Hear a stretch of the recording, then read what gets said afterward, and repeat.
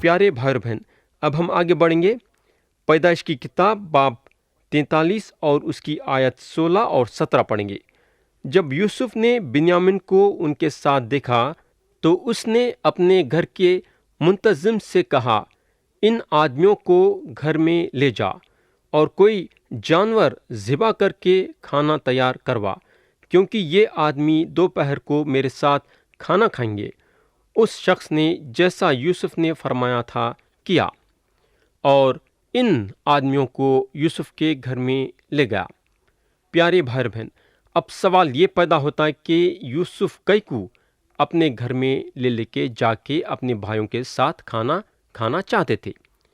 اس کی وجہ یہ ہے کہ ایک دم سے الگ اور کسی کو معلوم نہیں ہوئے ویسا انہوں اپنے بھائیوں کے ساتھ خاموشی میں بات کرنا چاہتے تھے۔ یا آپ یوسف کے محبت کو دیکھ سکتے کہ جو بھائیاں ان کو اپنے ہاتھوں سے بیچے، جو بھائیاں ان کے لیے کھانے پینے کا بھی انتظام نہیں کرے، جو بھائیاں ان کے ساتھ جھڑکی کے ساتھ بات کرتے تھے، جو بھائیوں کو ان کے دل میں یوسف کے لیے نفرت تھی، وہ بھائیوں کی یوسف جو ہیں کھانے پینے کے ذریعے سے خاطر تواضع کرتے ہیں۔ خدا اپنے کلام میں بولتا ہے، اپنا دشمن اگر بھوکا ہے تو اسے کھلاؤ، اگر پیاسا ہے تو پانی پلاؤ۔ اور یوسف یہ کام ان کے بھائیوں کے ساتھ کر رہے تھے۔ آپ کو معلوم ہونا چاہیے کہ خدا بھی ہم لوگوں سے یہ چاہتا ہے۔ آیت 18 پڑھیں گے۔ جب ان کو یوسف کے گھر میں پہنچا دیا تو ڈر کے مارے کہنے لگے کہ وہ نقدی جو پہلے دفعہ ہمارے بوروں میں رکھ کر واپس کر دی گئی تھی، اسی کے سبب سے ہم کو اندر کروا دیا ہے، تاکہ اس سے ہمارے خلاف بہانہ مل جائے اور وہ ہم پر حملہ کر کے ہم کو غلام بنا لے اور ہمارے گدھوں کو چھین لے۔ پیارے بھائی بہن، یہاں اگر ہم دیکھیں گے تو یوسف کے بھائیاں پریشان ہو رہے ہیں۔ ان لوگ یوسف کے بارے میں سوچ بھی نہیں سکتے کہ یوسف ان کو کھلا یا پلا سکتے ہیں۔ کئی کو بولے تو گئے وقت یوسف ان لوگوں کے ساتھ سختی کے ساتھ پیش آئے تھے اور یہاں انہوں دوپہر کے کھانے کی دعوت کر رہے ہیں۔ پیارے بھائی بہن، یہاں میں آپ سے ایک سوال کروں گا۔ اگر سمجھو شہر کا بڑا رئیس آپ کو دوپہر کے کھانے کی دعوت دیتا تو آپ کا خیال اس بارے میں کیا رہتا تھا؟ میں یقین کرتا ہوں کہ آپ خوشیاں مناتے تھے یہ بات سے کہ ایک شہر کا رئیس آپ کو دعوت دیا ہے۔ میں سمجھتا ہوں کہ یوسف کے بھائیوں کو بھی خوش ہونا چاہیے تھا۔ مصر کا حاکم ان لوگوں کو دوپہر کی دعوت دے رہا تھا، اور جب یہ موقع ان کے سامنے آ رہا ہے تو خوش ہونے کے بجائے پریشان ہو رہے ہیں۔ میرے بھائی، ان کے دل میں کھٹکا تھا۔ جو قصور ان لوگاں چند سال پہلے کرے وہ ان کے دل میں کام کر رہا تھا۔ ان کے دل میں یہ بات پیدا ہو رہی تھی کہ ان لوگاں یوسف کو مصر میں بیچ کے غلط کام کرے ہیں۔ پیارے بھائی بہن، ایک بات ہم کو ضرور یاد رکھنا ہے کہ گناہ ہمارے زندگی کے خوشیوں کو چھین لیتا ہے۔ گناہ میں مبتلا رہنے والا انسان کبھی اپنی زندگی میں خوش نہیں رہ سکتا۔ اس لیے گناہ کو ہمارے زندگی سے نکالنے کے لیے خدا جو ہے اپنے ایک لوتے بیٹے یسوع مسیح کا ذریعہ نکالا۔ خدا 2000 سال پہلے یسوع مسیح کو یہ دنیا میں بھیج دیا۔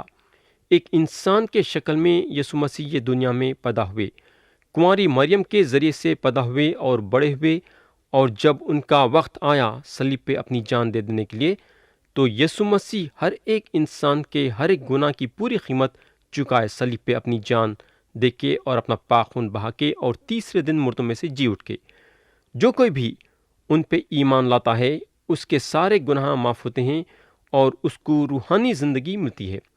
اتنا نہیں کہ ہم جب گناہ کر کے خدا سے معافی مانگیں گے، خدا یسوع مسیح کے ذریعے سے ہمارے گناہ کو معاف کریں گا اور ہم کو محسوس ہوگا کہ خدا ہمارے گناہ کو معاف کر دیا ہے۔ ہم ہمارے دل میں پھر سے وہ گناہ کے بوجھ کو نہیں دیکھیں گے اور ہمارے دل میں خوشی اور اطمینان پیدا ہوں گی۔ گناہ کو ہمارے دل سے نکالنے والے صرف یسوع مسیح ہیں۔ یا اگر ہم دیکھیں گے تو یوسف کے بھائیوں کے دل میں خوشی نہیں تھی۔ کئی کو بولے تو ان کا گناہ ان کے دل میں صاف نہیں ہوا تھا، اور کیونکہ ان کے دل میں اطمینان اور خوشی نہیں تھی تو یہ لوگ کیا کیا کی سوچ لے رہے تھے۔ ان کے دل و دماغ میں غلط سلط خیالاں پیدا ہو رہے تھے۔ ان لوگ یہ سوچنے کو لگے کہ کیونکہ ہمارے بوروں میں پیسے تھے تو یہ آدمی کو پتہ چل گیا ہوگا، اور کیونکہ ہم یہ پیسے لوٹائے نہیں تو یہ آدمی ہم کو غلام بنانے پہ تلا ہوا ہے۔ مگر ایسی کوئی بات ہی نہیں تھی۔ یوسف تو ان لوگوں کی خاطر تواضع کرنا چاہتے تھے، اس لیے ان لوگوں کو اپنے گھر میں لائے۔ اب ہم آیت 19 سے 22 تک پڑھیں گے۔ اور وہ یوسف کے گھر کے منتظم کے پاس گئے اور دروازے پر کھڑے ہو کر اس سے کہنے لگے، جناب، ہم پہلے بھی یہاں اناج مول لینے آئے تھے، اور یوں ہوا کہ جب ہم نے منزل پر اتر کر اپنے بوروں کو کھولا تو اپنی اپنی پوری تلی ہوئی نقدی اپنے اپنے بوروں کے منہ میں رکھی دیکھی، سو ہم اس سے اپنے ساتھ واپس لیتے آئے ہیں، اور ہم اناج مول لینے کو اور بھی نقدی ساتھ لائے ہیں۔ یہ ہم نہیں جانتے کہ ہماری نقدی کس نے ہمارے بوروں میں رکھ دی۔ تو پیارے بھائی اور بہن، یہاں اگر ہم دیکھیں گے تو یوسف کے بھائیاں یوسف کے خادم کو سمجھانے کی کوشش کریں، بلکہ اس سے ترس رہے بھی، مگر یہ خادم وہ کام کر رہا تھا جو کام یوسف ان کو دیے تھے۔ اس کا کام تھا بھائیوں کو یوسف کے گھر کے اندر لانا، اور یہ خادم وہ کام کر رہا تھا۔ آیت 23 میں لکھا ہوا ہے، اس نے کہا کہ تمہاری سلامتی ہو، مت ڈرو، تمہارے خدا اور تمہارے باپ کے خدا نے تمہارے بوروں میں تم کو خزانہ دیا ہوگا، مجھے تو تمہاری نقدی مل چکی۔ پھر وہ شمعون کو نکال کر ان کے پاس لے آیا۔ پیارے دوست، میں جہاں تک سمجھتا ہوں یہ آدمی جس سے یوسف کے بھائیاں بات کر رہے تھے، یوسف کے گواہی کے ذریعے سے زندہ اور سچے خدا کے پہچان میں آیا ہوں گا، اور جب انہیں ان لوگوں کو یہ بولنے کو لگا کہ میرے کو تو تمہاری نقدی مل چکی، تو ان لوگاں میں جہاں تک سمجھتا ہوں اور بھی گھبرا گئے ہوں گے۔ آیت 24 میں لکھا ہوا ہے، اور اس شخص نے ان کو یوسف کے گھر میں لا کر پانی دیا، اور انہوں نے اپنے پاؤں دھوئے اور ان کے گدھوں کو چارہ دیا۔ تو یہاں اگر ہم دیکھیں گے تو ہم دیکھتے ہیں کہ یوسف کے بھائیاں اپنے پاواں دھوتے ہیں۔ میرے دوست، آپ لوگوں کو یاد ہوگا کہ پاواں دھونے کے بارے میں ہم حضرت ابراہیم کے زندگی میں دیکھے تھے، اور پھر صدوم میں دیکھے تھے۔ پاواں دھونے کا وہ زمانے میں ایک دستور تھا۔ نوکر لا کے پانی دیتا تھا اور مہمانہ پاواں دھوتے تھے۔ آیت 25 اور 26 پڑھیں گے۔ پھر انہوں نے یوسف کے انتظار میں کہ وہ دوپہر کو آئے گا نذرانہ تیار کر کے رکھا، کیونکہ انہوں نے سنا تھا کہ ان کو وہیں روٹی کھانی ہے۔ جب یوسف گھر آیا تو وہ اس نذرانے کو جو ان کے پاس تھے اس کے سامنے لے گئے اور زمین پر جھک کر اس کے حضور آداب بجا لائے۔ پیارے بھائی اور بہن، آپ لوگوں کو یاد ہوگا کہ یعقوب اپنے بیٹوں کو تحفے لے کے جا کے وہ آدمی کو دینے کے لیے بولے جو شہر کا حاکم تھا، یعنی بادم، پستہ، شہد وغیرہ وغیرہ۔ اور یہاں ہم دیکھیں گے تو ہم کو معلوم ہوگا کہ یوسف کے سارے بھائیاں ان کے سامنے جھکتے ہیں اور ان کو آداب کرتے ہیں۔ یہاں اگر ہم غور کریں گے تو یوسف کا وہ خواب پورا ہوتا ہے جو انہوں اپنی جوانی میں دیکھے تھے۔ اب ہم آیت 27 پڑھیں گے۔ اس نے ان سے خیر و عافیت پوچھی اور کہا کہ تمہارا بوڑھا باپ جس کا تم نے ذکر کیا تھا اچھا تو ہے، کیا وہ اب تک جیتا ہے؟ پیارے دوست، یہاں جو ہے یوسف کا ایک زبردست وقت گزر رہا ہے۔ انہوں بادشاہ کے تخت پہ تو نہیں بیٹھے ہیں، مگر اونچے عہدے پہ تو ہیں۔ ان کے بھائی ان کے سامنے جھکتے ہیں۔ جب ان لوگ اپنے پیروں پہ کھڑے ہوتے ہیں تو یوسف سیدھے ان کے آنکھوں میں اپنی آنکھ ملاتے ہیں، اور ان کے بھائیاں بھی اپنی آنکھ یوسف کے آنکھوں میں ملاتے ہیں، اور یہاں یوسف اپنے بھائیوں سے پوچھتے ہیں، تمہارا بوڑھا باپ جس کا تم نے ذکر کیا تھا اچھا تو ہے؟ کیا وہ اب تک جیتا ہے؟ پیارے بھائی اور بہن، ہم یہ نہیں بھول جانا کہ یوسف اپنے باپ سے بے انتہا محبت رکھتے تھے اور ان کو اپنے باپ کی فکر تھی۔ انہوں جب اپنے بھائیوں سے یہ سارے سوال کر رہے تھے تو یہ سوالوں کے ذریعے سے یہ معلوم ہوتا ہے کہ انہوں اپنے باپ میں کتنی دلچسپی لے رہے تھے۔ حالانکہ کئی عرصہ ہو گیا تھا مگر پھر بھی ان کو اپنے باپ کی فکر تھی۔ پیارے دوست، ہم اپنے ماں باپ کے بیٹے اور بیٹیاں ہونے کے ناطے ہمارے ماں باپ سے محبت رکھنا اور ان میں دلچسپی لینا۔ آیت 28 سے 30 پڑھیں گے۔ انہوں نے جواب دیا، تیرا خادم ہمارا باپ خیریت سے ہے اور اب تک جیتا ہے۔ پھر وہ سر جھکا جھکا کر اس کے حضور آداب بجا لائے۔ پھر اس نے آنکھ اٹھا کر اپنے بھائی بنیامین کو، جو اس کی ماں کا بیٹا تھا، دیکھا اور کہا کہ تمہارا سب سے چھوٹا بھائی جس کا ذکر تم نے مجھ سے کیا تھا یہی ہے؟ پھر کہا کہ اے میرے بیٹے، خدا تجھ پر مہربان رہے۔ تب یوسف نے جلدی کی کیونکہ بھائی کو دیکھ کر اس کا جی بھر آیا اور وہ چاہتا تھا کہ کہیں جا کر روئے، سو وہ اپنی کوٹری میں جا کر وہاں رونے لگا۔ تو یہاں اگر ہم غور کریں گے تو جب یوسف اپنے سگے بھائی بنیامین کو دیکھے تو ان کا دل بھر گیا اور ان کے دل میں رونا رونا آیا۔ انہوں اپنے آپ کو سنبھال نہیں سکے اور رو کے اپنے آپ کو ہلکا کرنا چاہتے تھے، اور یہ کام انہوں کرے اپنے کوٹری میں اندر جا کے رونے لگے۔ پیارے بھائی اور بہن، میں آپ کو ایک بات بتانا چاہوں گا۔ لوگ سوچتے کہ رونا شرم کی بات ہے، خاص طور سے مردوے اگر روتے ہیں تو یہ غلط خیال ہے، مگر ہم کو معلوم ہونا چاہیے کہ رونے کی جذبات ہم کو خدا کے طرف سے ہے، اور رونے کو روکنا ہمارے جسم کے ایک ایک اعضاء پہ اثر پڑتا اور ہمارے صحت کے لیے بھی خراب ہے۔ اگر آپ لوگوں کے سامنے رونا نہیں چاہتے ہیں تو آپ اپنے کمرے میں اندر جا کے رو سکتے ہیں۔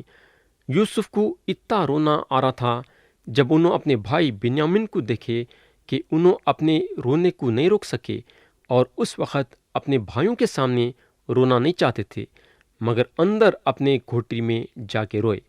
آیت 31 پڑھیں گے۔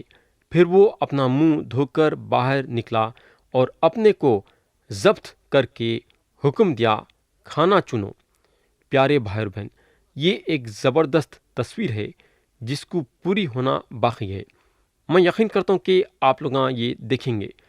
نبی زکریا ہم کو بولتے ہیں کہ یسوع مسیح ایک دن اپنے بھائیوں پہ ظاہر ہوں گے اور ان لوگاں ان سے بھالے سے چھیدے جانے کے بارے میں پوچھیں گے، اور ان کے ہاتھوں میں جو کیلوں کے نشانہ ہیں اس کے بارے میں پوچھیں گے، اور اس دن یسوع مسیح ان لوگوں سے بولیں گے، یہ ساری چیزیں جو میں حاصل کرا ہوں وہ میرے دوستوں کے گھر میں سے حاصل کرا ہوں۔ اس کے بعد ان لوگاں یسوع مسیح کو پوچھیں گے اور روئیں گے، میرے بھائی یسوع مسیح ہیں جو لوگوں کے لیے نجات کا ذریعہ بنے۔ یسوع مسیح اپنی جان ان لوگوں کے گناہوں کے معافی کے لیے دیے۔ میرے بھائی، یہ سارے باتیں اس وقت ہوں گی جب یسوع مسیح پھر سے یہ زمین پہ آئیں گے۔ انہوں اپنے بھائیوں پہ ظاہر کیے جائیں گے، یعنی کہ اسرائیلی قوم کے سامنے، اور وہاں لوگ رہیں گے جو ان کو پوچھیں گے۔ ان کے کئی بھائیاں ان پہ ایمان نہیں لائے تھے جب انہوں پہلی دفعہ زمین پہ ایک انسان بن کے آئے، مگر جب پھر سے آئیں گے تو ان لوگاں ان کو پوچھیں گے، ویسا جو ہے یوسف کے بھائیاں یوسف کو غلام کے طور پہ مصر میں بیچے، ان لوگاں ان کو بیچے اور ان سے الگ ہو گئے، مگر اب یوسف اپنے آپ کو ان کے بھائیوں پہ ظاہر ہوں گے، اور یسوع مسیح بھی یہ کام یعنی کہ ایک نہ تو ایک دن اپنے آپ کو ظاہر کرنے والے ہیں۔ تو پیارے بھائی بہن، جب یوسف اپنے کوٹری میں گئے رونے کے لیے تو اس کے بعد انہوں اپنے جذبات کو اپنے خوابوں میں کرے اور اپنا منہ دھوئے اور اپنے بھائیوں کے پاس واپس آئے اور بولنے کو لگے، چلو کھائیں گے۔ آیت 32 پڑھیں گے، لکھا ہوا ہے، اور انہوں نے اس کے لیے الگ اور ان کے لیے جدا، اور مصریوں کے لیے جو اس کے ساتھ کھاتے تھے جدا کھانا چنا، کیونکہ مصر کے لوگ عبرانیوں کے ساتھ کھانا نہیں کھا سکتے تھے، کیونکہ مصریوں کو اس سے کراہیت ہے۔ پیارے بھائی بہن، یہ کھانے کے بارے میں بہت سارے باتیں ہیں جو یوسف کے بھائیاں غور کر سکتے تھے، اگر ان لوگوں کے دل میں خوف پیدا نہیں ہوتا تھا تو، یا پھر ڈر نہیں جاتے تھے تو۔ پہلی بات یہ کہ یوسف مصریوں کے ساتھ کھانا نہیں کھاتے تھے، مصری لوگ الگ سے اور اکیلے میں کھاتے تھے۔ شاید یوسف کے بھائیاں سوچے ہوں گے کہ کیونکہ یوسف ایک بڑے عہدے پہ ہیں اس لیے مصریاں ان کے ساتھ نہیں کھا رہے، مگر ایسا نہیں تھا۔ جہاں تک کھانے پینے کا سوال پیدا ہوتا تھا تو مصریاں جو ہے یہودیوں کے ساتھ نہیں کھاتے تھے، اور یوسف کے ہاتھ کے نیچے جو مصری لوگ تھے وہ جانتے تھے کہ یوسف عبرانی ہیں۔ اب ہم آیت 33 پڑھیں گے۔ اور یوسف کے بھائی اس کے سامنے ترتیب وار اپنی عمر کی بڑائی اور چھوٹائی کے مطابق بیٹھے اور آپس میں حیران تھے، تو یہاں یوسف اپنے بھائیوں کی بیٹھنے کی جگہ بنائے، روبن کو روبن کے جگہ پہ رکھے اور بنیامین کو بنیامین کے جگہ پہ رکھے، اور اپنے سارے دوسرے بھائیوں کو اپنی اپنی جگہ پہ رکھے، یعنی کہ عمر کے حساب سے یوسف اپنے بھائیوں کے لیے بیٹھنے کی جگہ بنائے۔ اور ان کے بھائیاں حیران تھے، شاید ان لوگاں یہ نہیں سمجھ سکے کہ آخر یوسف کو ان کے عمر کے بارے میں کیسا معلوم ہے۔ آیت 34 پڑھیں گے۔ پھر وہ اپنے سامنے سے کھانا اٹھا کر حصے کر کر کے ان کو دینے لگا، اور بنیامین کا حصہ ان کے حصوں سے 5 گنا زیادہ تھا، اور انہوں نے مائی پی اور اس کے ساتھ خوشی منائی۔ پیارے بھائی اور بہن، یہاں اگر ہم دیکھیں گے تو ہم کو معلوم ہوگا کہ یوسف اپنے بھائیوں کو کھانا ڈالے، مگر یہاں یوسف اپنے سگے بھائی کے لیے 5 گنا زیادہ ڈالے۔ کتنا بھی بولے تو ان کے سگے بھائی تھے، اور یوسف اپنے بھائی بنیامین سے بے انتہا محبت رکھتے تھے، اور کلام بتاتا ہے کہ ان لوگاں خوشیاں منائیں۔ یوسف کے بھائیوں کا یوسف کے بارے میں یہ خیال تھا کہ انہوں ایک جلاد قسم کے آدمی ہیں، مگر یوسف اپنے چال چلن کے ذریعے سے ظاہر کر دیے کہ انہوں ایک جلاد قسم کے آدمی نہیں ہیں، بلکہ ان کے دل میں خدا کی محبت ہے۔ پیارے بھائی اور بہن، یوسف کے پاس پورا موقع تھا اپنے بھائیوں سے بدلہ لینے کا، مگر ان کے دل میں خدا بسا ہوا تھا، اور کیونکہ خدا محبت ہے تو خدا یوسف کے زندگی سے اپنی محبت ظاہر کرا۔ میرے بھائی، خدا پہ ایمان لا لینا ہمارے لیے کافی نہیں ہے، ایمان لانے کے ساتھ ساتھ ہم ہمارے دل میں خدا کو پوری طریقے سے بسنے دینا۔